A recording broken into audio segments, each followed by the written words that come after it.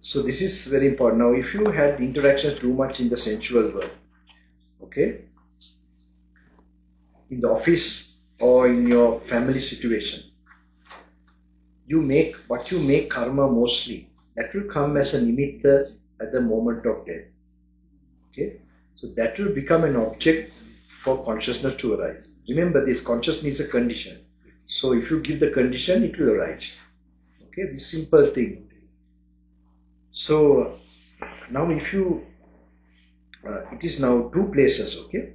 So have you heard about, I told about Anagami? He has no sensual desires whatsoever. Okay, no attachment, no karma accumulated. That's why it's called Anagami. He doesn't return here to the sensual world, but he goes to another plane, of course. So when he dies, now when we die, two things happen. The last thought comes and the last breath goes, the physical function.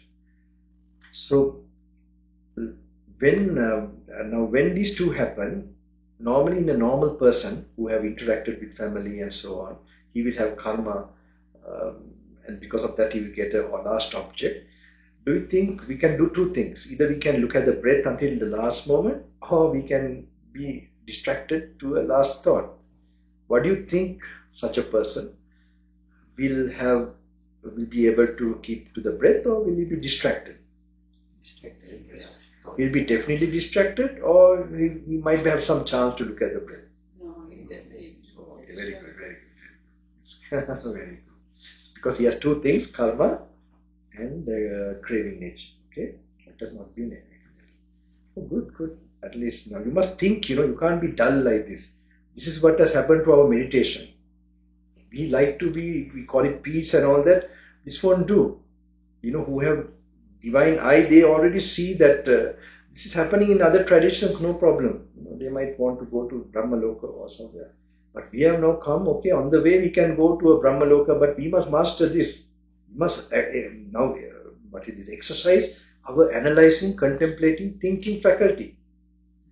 Okay? So, and pure mind. These two. Then you will be not missing something. Alright? Something very important. So, at least the Dhamma thinking you must really exercise. So definitely he will be discharged. So Anagami, he has no sensual desire, attachments whatsoever, no karma also in it, and no craving towards it. Okay, for food or sex or whatever, sleep, or he's under control. So say now he's but attached to something, right? What is he attached to? Sorry.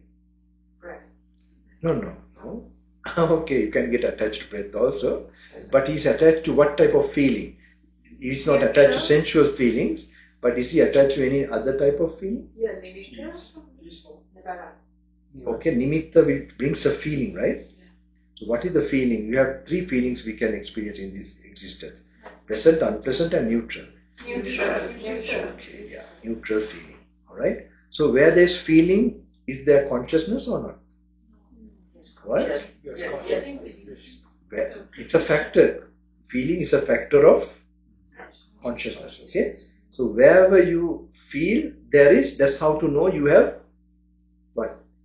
Consciousness. Alright? If you don't feel, you're unconscious. Alright? So the subtlest type of feeling you can get is equanimity or neutral or peaceful feeling. Alright?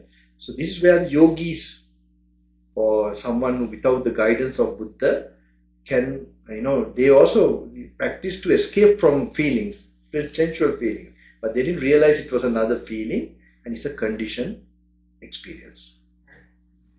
Alright? It's a mentally conditioned experience.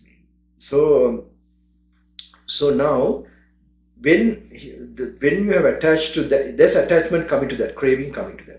Not greed, it's craving. Okay, there are two different things of greed and craving. So for Vedana Paccha Tanha, in the Paticcasamuppada.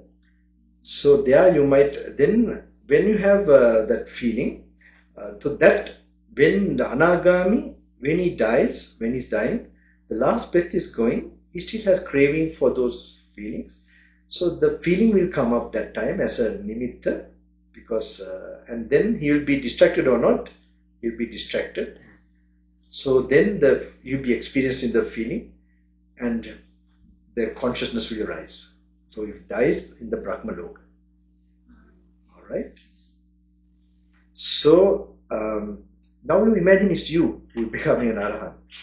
You have no craving whatsoever now, even to that neutral feeling, peaceful feeling. Okay, your mind may be full of wisdom about the impermanence, suffering, and no self. So if you are full of that and no craving for any five sense objects also, and anything internally peacefulness also, just imagine, can you keep your attention to the last breath? Can you watch it? And if you keep watching and you can keep hold of the last breath, the breath also you're not attached to, you're just taking it as a, then will there be conditions for consciousness to arise? Yes. Sorry? No. It's not a multiple choice. Very skillful. And there's no Just to show the Christ. consciousness. But this is very deep. Yes. But at least this much you must, this explanation, at least you must have understanding. You must leave it like that. But what you are going to read and now, but because you are reading mostly the Arahants, the suttas that made beings Arahant. Okay? So that will make very much sense. Alright? So this, just some idea you must keep that. Okay? One day maybe this retreat, or one day in your life, it might become in a retreat or somewhere, this very big connection. It's the deepest thing you can ever know in this whole universe. Alright?